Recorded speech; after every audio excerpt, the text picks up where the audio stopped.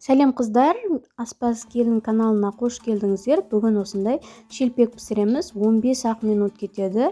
Яғни айраннан дайындайтын боламыз. Ең алдыменен айранымызды осылай жылы болады бөлме температурасында.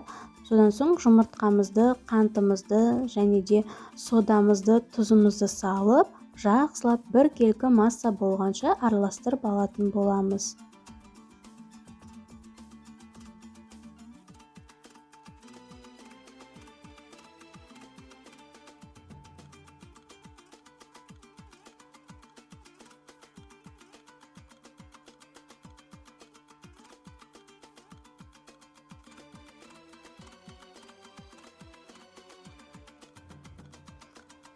Барлық мөлшерлерін описаниеге де жазып өтетін боламын. Енді ұнымызды салып, жақсылап қамыр илейтін боламыз. Өте жұмсақ қамыр болады, қолға жабыспайтындай.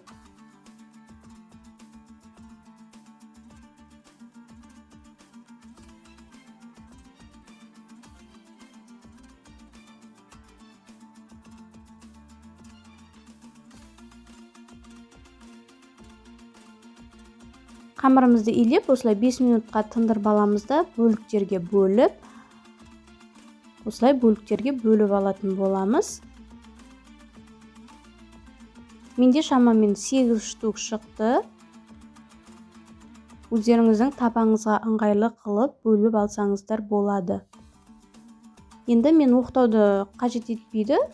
Қолымызды майлап, осылай жұмсақ болғандықтан осылай қолыңызбен майлап жазсаңыздар болады. Енді қызып тұрған табамызға пісіріп алатын боламыз. Өте дәмді болып шығады, әрі тез дайын болады. Жұма күндері асығып тұрған кезде жасасаңыздар болады.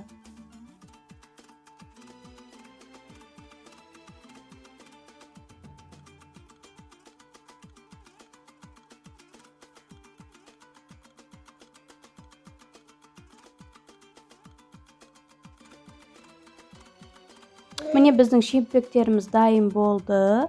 Өте әдемі қызғылт түсті пісіріп алдым. Сіздер де жасап көріңіздер, үй іштеріңізді қуантыңыздар. Жұма қабыл болсын. Мінекей бөліп те көрсетемін. Мінекей өте жұмсақ болып шығады. Менің каналыма тіркелуді ұмытпаңыздар. Әлі де көп қолжетімді рецепттермен бөлісетін боламын. Видеоны соңына дейін қарағандарыңызға рахмет.